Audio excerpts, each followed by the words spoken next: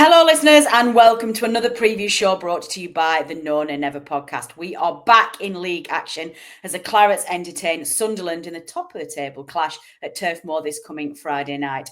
I am delighted this week to be joined by Jonny from the Roker Report, who's going to give you all the lowdown on how Sunderland's season has been so far and what he expects ahead of that game. So, grab a cup of tea, buckle up, let's go.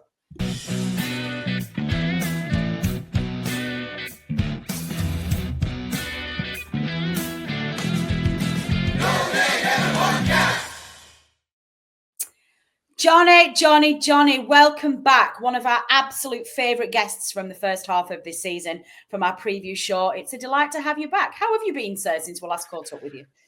Yeah, not so bad. Not so bad. Can't complain. You know, life as a Sunderland fan's been it's been all right this season. It has. It makes a nice up. yeah, it makes a nice change. Yeah, I mean, there's plenty of ups, but a lot more downs normally being a Sunderland fan. But hey, listen, we're Burnley fans. We know that the last decade Burnley fans been false up. You must be the same, but I think there's a whole raft of new generation of Burnley fans who just don't know, that they just don't remember the old days. Like there's a generation of Burnley fans who've never seen us lose against our rivals. Yeah, it's funny because I was that like kid who'd never known the hard times. Like as I was entering the Sunderland supporting life, there was a relegation I was too young to remember, really. Then a promotion, then 10 years in the Premier League. And my dad, like, he used to say it was all the time. My dad would be like, you don't understand. It's not. This isn't what it's. This is not what it's like. Don't get used to it because it's going to revert to the mean soon, and you're not going to like it. I feel like you've not. You need to go through those times to really harden yourself as a fan. Little George Poole, who's the youngest member of our team, he absolutely has no idea what it's like and it's just like we need to sit him down. And obviously, when things go slightly wrong at the moment, the drama that comes out of little George is amazing because he's never seen it. The rest of us are like, mate, chill, it'll be fine. Yeah. So we're back this weekend. Obviously, we played you. We just talked about this off air before we joined. We played you very early on in the season, in what can only be described as a chaotic period for Burnley Football Club. You most definitely benefited from getting us at the right time, and inflicted our first defeat of the season on us when we played you up at your place. So I guess I'm just going to kick off. How's the season been for you since we last caught up with you? You know, what's your summary of the season at the halfway point? I mean, obviously, like really, really pleased is the main takeaway, the main emotion. Like you look at where we were at the end of last season. You know, a lot of Sunderland fans will say we were in a bit of a false position last year because I think everyone could see we had better players than 16th place in the league. But you're only as good as your last season. So to go from 16th to being sort of in and around the automatic promotion spots on whatever date we're on now, getting on towards the end of January anyway. Yeah, so pleased with it. I think there's been, strangely for such a good season, there's been a lot of frustrating games where I think we've been the architects of our own downfall a few times. But having said that, I mean, it feels like all of us in the top four have lots of games where you look at it as missed opportunities, dropped a few points here and there that on paper you shouldn't. Definitely. So, yeah, somebody should be miles ahead by now, and it's almost like you look at the top four and go, "Does nobody want this season? Like, are we all just chilling out for the first half of the season and just having like a sprint finish from February onwards?" That's how it feels. I haven't got a sprint finish in us. I don't think my heart can't take it. Same. So sorry, carry on. No, but I think like I say, a lot of us, all of us at the top have all dropped points in different, games here and there. So it's hard to be too critical because, like I say, I think you just look at where we were and where we are, and it really is night and day. But having, despite the fact that it was such a surprise, I do think now when you look at the way that we play, we seem to have a much more settled squad. Particularly again compared to last season, it felt like it was just a roll of a dice who was going to be in the team on any given week. But I feel like we're in a position now where we are quite settled. If we bring in, we've already brought in one new face at this month. If we bring in another one or two, then great. But even if we don't, I think we're in a pretty good position. But I still wouldn't be I wouldn't be putting my life savings on automatic promotion. That's for sure. Well, automatic promotion is going to be hard. I think it's going to be hard for all of us because obviously you've got Leeds, Sheffield United, Burnley and Sunderland. It's like there's only two of those that can go up. And I think Burnley are probably the ones that nobody's said at the moment, well, they've got a hold on this and they'll not let it go. I think a few people in the media have started to say that if Burnley can get 2 or 3 points clear at the top, they probably won't let it go because we'll be able to see it out. But Leeds in some points have threatened to go 5, 6 points clear and not done it. Sheffield United have done the same. Equally, by the way, Sheffield United, I forgot this. I was reminded this the other day. Started the season with a points deficit. Yeah. I'm like, hang on a minute. So they were just like, yeah, you know what? We're just going to never mind that. We're going to carry on. So yeah, it does feel at the moment like it's going to be a tight race. I think we talked about this when we spoke to you at the beginning of the season. Your squad is going to be key to whether or not you can challenge one of those automatically. I mean, you're going to be in the playoffs. If you look at the top 4, we're breaking away now, and then the gap between the other 3 sides that are going to be in the playoffs is just getting too big now. So I think, barring an unforeseen disaster at your place, I think you can be pretty comfortable of finishing the playoffs now. Yeah. In terms then of that January transfer window, are there positions that you think that you could strengthen, and do you have the finances to do that would make you a contender for second or first or even the league? Yeah, absolutely. I mean, one of the key positions that I would have said if you'd asked us this a week ago would have been central midfield, but obviously we've since signed Enzo Lefebvre on that loan with a potential. Great signing, by the way. Oh, I mean, we all went, oh. I could not believe it. It was one of those where you see the link and you're like, oh, yeah, all right then. Yeah. Just drumming up interest, yeah, whatever. This time next week, we'll be playing for Lille or Marseille or somebody. And then a few days later, he's in the door. I'm just in shock. I'm expecting him to do his cruciate ligament or something, 5 minutes. No. So don't jinx it. At some point, your luck's going to carry on. Don't jinx it. Yeah, but no, I would have said that was a good, a position that would have really, really helped us to bring another body in. Because I think you look at Chris Rigg, Dan Neil, Joe Bellingham, brilliant midfield 3. All 3, I think, are still 22 or under. 2 of them are teenagers. They can't play every game. They just haven't got it in them. So that's a massive, massive bonus. I think left back is a huge area of concern because Adji Elise, who's our he kind of fills in at left back or centre half depending on where he's needed. He, from what I understand, broke a bone in his leg and in his hand on Saturday against Stoke in the cup, and it looked a real bad one at the time as well. In the same incident. It was just one of those innocuous, foot got stuck in the turf as he's going over. His hand down as he's tried to. Yeah, just one of those where it just looks like nothing, and then all of a sudden he's stretch it off, and you're like, oh, brilliant. So he's presumably out for the season, and our first choice left back, Dennis Serkin, he's another one who brilliant player, but injury record is really suspect. And so now that he's injury prone, his backup's out for the season, and we haven't got any cover at right back really either, without shoving Luke O'Nien out of position, which opens a hole in the centre of defence anyway. So we're one injury away from fielding a really makeshift back 4 again, as we did at times over Christmas, and we're 2 injuries away from, I don't even know what you do at that point, maybe change formation or something. So full back, particularly left back, we need somebody in.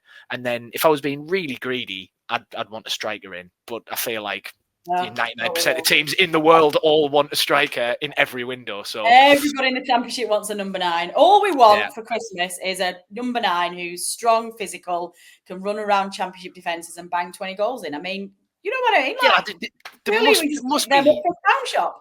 there must be 10 a penny. Surely there's plenty to go around. We were talking about this the other day, actually, because I think we're chasing somebody. I think we're chasing, who are we chasing? We're chasing a centre forward, and the reports are that it's about 10 or 12 million. And Sunderland fans must be the same as Burnley fans. We're from very strong, down-to-earth, working-class towns, and everyone's like, that's a lot of money for a Championship striker. And you think, actually, it isn't.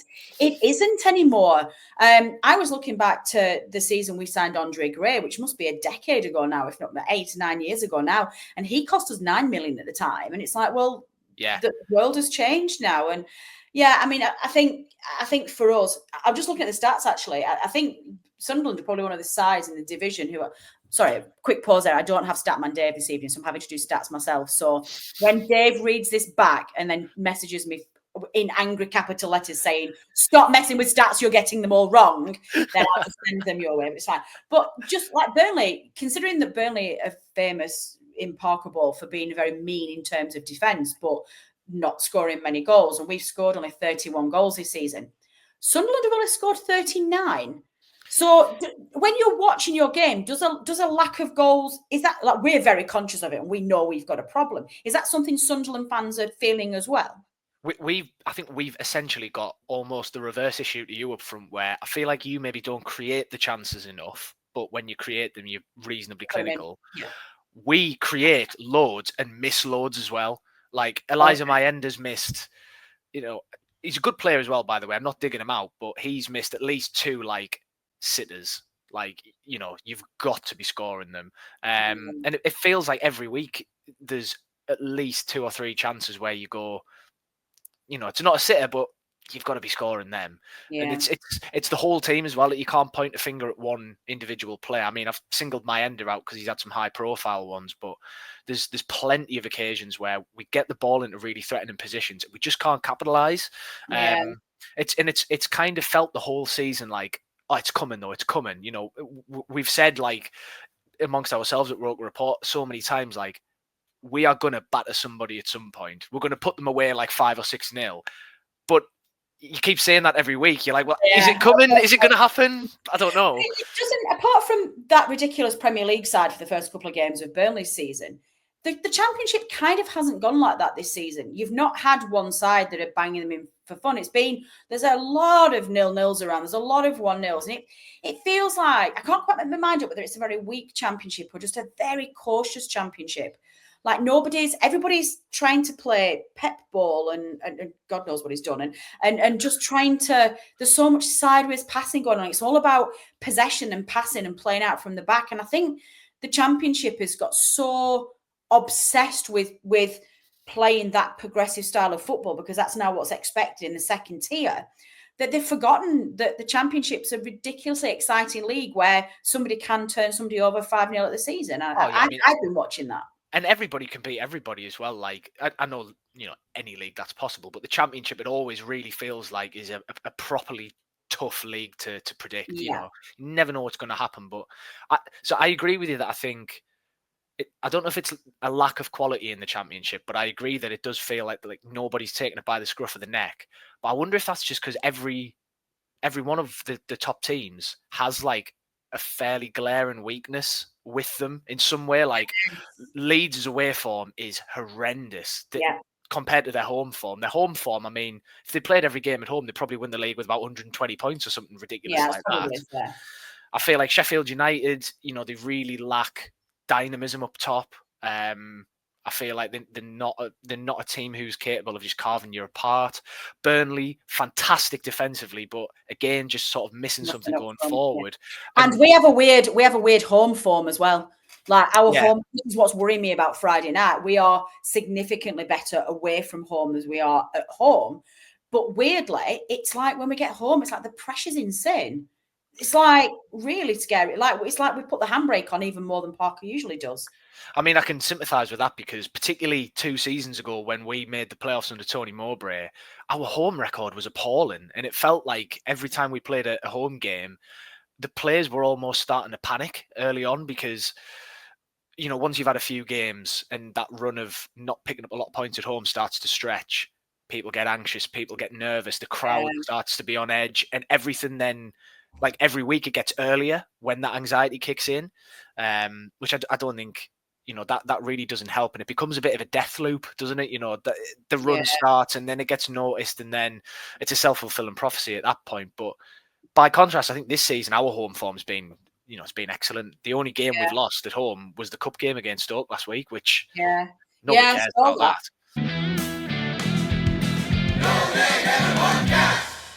Away from home, though, like 13 games that you played away from home, only 5 wins. Now, that's not necessarily, I think, in the Championship indicative of a poor performance either way, because the Championship is a tricky place to go. But given you do sit 4th in the league and you are in that breakaway group of teams with us, would you have expected to have got more points on the road than that? Well, we should have. this goes back to what I was saying before about the fact that we've kind of shot ourselves in the foot a few times this season, and it's mainly been in those away games. I think of Millwall away, where we were 1-0 up and had a 1-on-1 to make it 2-0 on the 93rd minute, and then concede the equaliser off the same move. That's inexcusable, really. Yeah. I think of Plymouth away, where I think we gave away an own goal and a penalty and end up losing the game 3-2.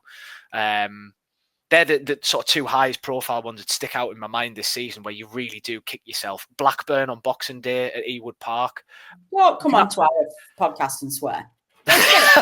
Well, we should have beat them, because the second half they were terrible. Should. Yeah, and honestly, that second half, they were rubbish. But they're an awful side. But we beat them. Just saying. It's all right for some. But even in that game, we missed a good 4 or 5 gilt-edged chances. So yeah, it's not the standard of performance that worries me away from home. I think we're just lacking a bit of that ruthlessness, a bit of that just kill the game off kind of mentality. Which I think if we weren't performing, I'd be a lot more worried. The fact that we are still playing well in most games, you generally think in the long term that'll turn into points. Yeah. But having said that, I mean, our toughest games left this season are all away from home. Obviously, tomorrow night we've got Leeds to play at Elland Road. We've still got to play Middlesbrough at the Riverside.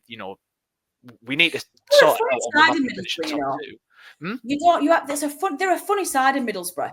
They really are. It's I think they're probably where they should be in the league. They can absolutely hammer some of the bottom sides and really assert their authority over them.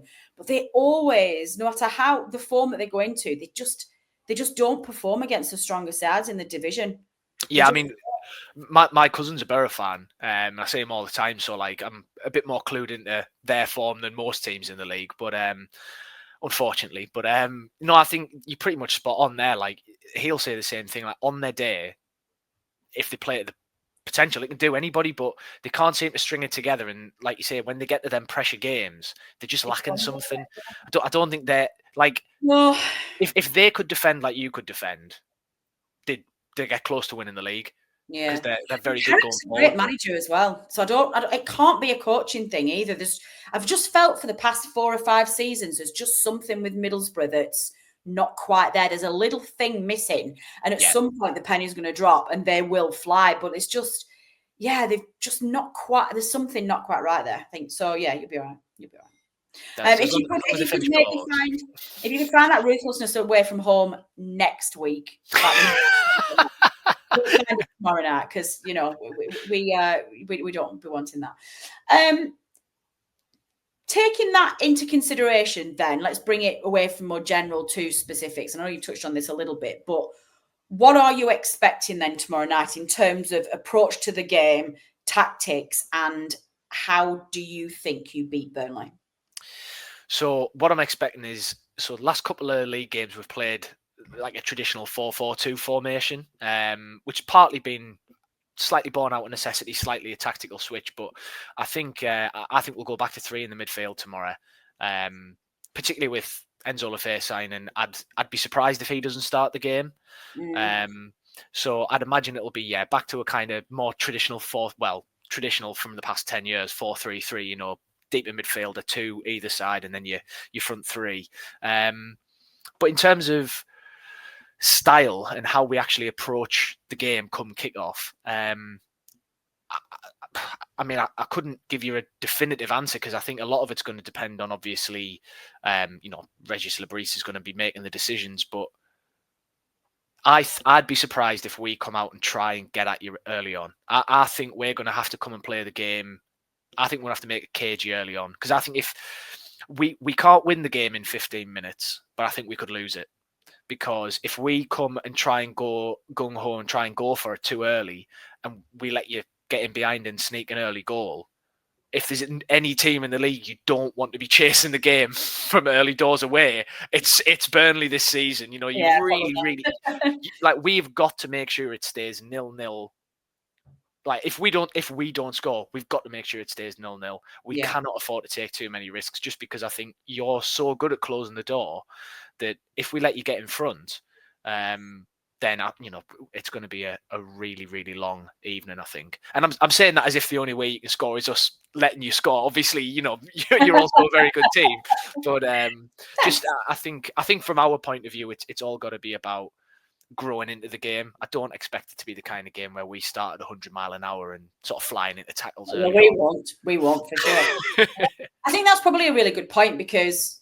And I don't put Sunderland in this category, but we've traditionally this season struggled to break down stubborn teams that have come to us and have let us have possession, but have defended very resolutely. So that's a very easy way, I think, for you to get to that 0-0 at half time.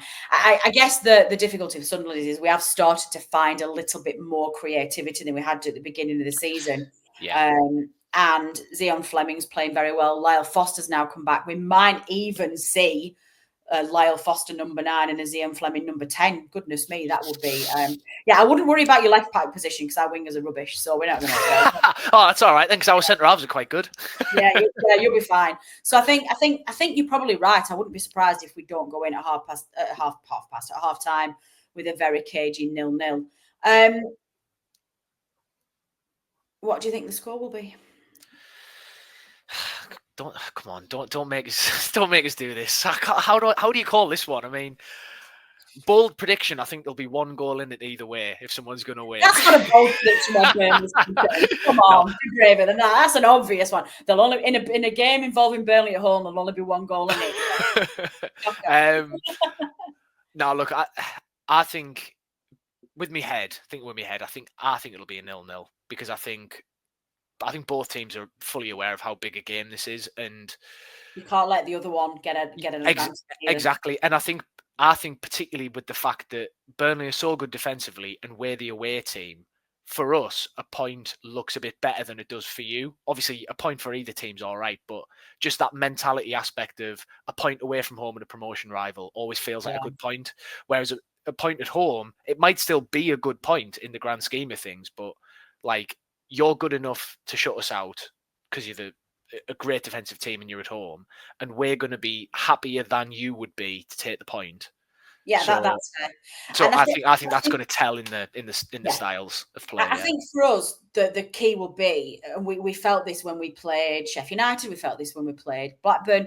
If we do win, and we are then starting to stay in that automatic spot and really put the pressure on Sheffield United and Leeds, I think beating you at home would be a really important victory for us. So I wouldn't be surprised if we don't see us starting to maybe take the handbrake off at the second half of the season and starting to go for it. Because if we did beat you, I think that's us going. Well, I mean, to be honest, I think if either team does nick a win, it's going to be massive for either, because like you've just explained there, if you beat us, but also you've got to think as well, we've only dropped points. We only got beat, off Sheffield United away because we missed a penalty and then had a man sent off, and then a handful of chances. So like, no one's really played that much better than us over 90 minutes. Maybe you could argue Leeds at the stadium are like when Ilan Melier gifted us that equaliser by slipping the ball through his hands in the 94th minute. But that to one side, like, to beat us, I think would lay down a bit of a marker, because then it's just an outright statement of like, look, we are up there, we're going for this. And then similar for us is if we go to Turf Moor and unlock the meanest defence in the league and come away with 3 points, then all of a sudden there's a narrative shift there as well. So you could then be putting the pressure on us to try and get it. Then probably becomes a proper 4-horse race for the actual title, as opposed to just trying to go into the 2. It becomes 4 for 1, I think, at that point. So but because that's such a potential big swing either way, that's why I think it makes it more likely that each team cancels each other out. And you're probably right. Everything. Sorry, I did cut you short then when you were asking me a score prediction, so please do finish that off with a prediction. So having said all that, I can easily see this being a 0-0. I know. Like, hot take time, but no, I can see it being a 0-0 just because I think, like I say, that mentality aspect. It's not just the fact that, okay, you can point to Burnley haven't conceded many, you can point to we haven't scored comparatively that many for the top of the league, but all that to one side, I think just looking at the emotion factor of the game and the way that it's going to play on the minds of the coaching staff, the players, I think it's going to be I think it's going to be cagey. I don't think there's going to be much end-to-end action, I wouldn't have said. I mean, I hope I'm wrong in terms of making it a more watchable game, but I think it's going to be a real one for the purists. I don't know, I think given the two teams that are playing, I think even if it was a 0-0, I think this has got a game that has a potential to be a thrilling 0-0. If that makes games where you're like, that was brilliant. Like, I really enjoyed that game, but we didn't see any goals. Yeah, I know what you mean, to be fair, because they are like two very well-drilled sides. It's not going to be a 0-0 where neither team can keep holding the ball for more than 10 seconds. Yeah. No, that's true. Yeah, that's true. Well, I think my prediction is going to be slightly different. Mainly because I've seen a shift in Burnley over the last few games. I've seen things start to gel. I've seen things start to click with players. I've seen more creativity, more chances being created than were being done. I've seen the likes of Zian Fleming coming into form. I've seen I think Jadon Anthony is really starting to prove his worth in the side as well. And his end product can be a little bit frustrating at times, but he's really starting to create some chances there. And with just a few tweaks that Scott Parker's made in terms of formation and where he's playing people, I think we're going to start to see more goals. So I'm going to say it's going to be 2-0 to Burnley. Got to back your own players. Of course you do. I always will do. I've said this so many times in this podcast, but I'm the fan that goes and predicts that we'll win away at the Etihad in the Premier League. So read into that what you will, listeners. Before we do that, listeners, you know the drill by now. Please, we want your score predictions, please. Those of you who are watching this through our YouTube channel, put your predictions in the comment section below. And while you're at it, hit that subscribe button and turn on notifications. Those of you listening through our podcast channels, you can drop us a line through any of our social media channels. Just search for @NoneAndEver, and you will find us. While you are there, click please subscribe through your favourite podcast provider. Jonny, you've been an amazing guest as always. Can you round off this preview show, please, just with your hopes for the end of the season? What do you want for Sunderland? Promotion. I don't care how we get it. Okay. I don't care if it's league title. I don't care if it's automatics. I don't care if it's playoffs. If we get to the end of the season and we're going to be a Premier League team the year after, it means we might keep Joe Bellingham, we might keep Chris Rigg, we might keep hold of some of these real young superstars. Well, not mind. I think you probably will. But if we don't, the vultures will be circling. So please, just let us be a Premier League team. That's all I want. Excellent stuff. Well, it has been an absolute pleasure talking to you this season in both previous shows. Thank you. You've been an outstanding guest. It would be really lovely if next season we were doing this preview show in the Premier League and we were talking you through your first Premier League season in a very long time. And we will, if you do manage to get promotion, we will get you on in the summer and do a little preview with you just to see how excited you are. Jonny, thank you very much. And we will catch up with you again, no doubt, later on. Listeners, that is all we have time for. As ever, thank you to everybody who has contributed to make this preview show. We will be back next Tuesday with the analysis show, looking back at this weekend's fixture and deciding where we are going to finish in the league. And we're going to check in as well on the January transfer window, see who Burnley have brought in, will be bringing in, and where we need some reinforcements. I've been Natalie Bromley. This has been the preview show brought to you by the Known and Never podcast. Until next time. The Known and Never podcast is brought to you in association with the talkSPORT Fan Network. Our host and editor is Natalie Bromley, and the show is produced by Matt Moss. Our resident statistician is Dave Roberts, and our FPL expert is Adam Dennett. The analysis show team is collectively Tom Whittaker, Rich Steele, George Poole, Charlotte Rigby and Adam Dennett. Our music is provided by George Gaskell and our newsletter team is headed up by Jamie Smith. If you don't already, you can subscribe to our newsletter by visiting knownandnever.substack.com. Thanks as ever go to our partners talkSPORT. We are proud to be associated with the talkSPORT Fan Network.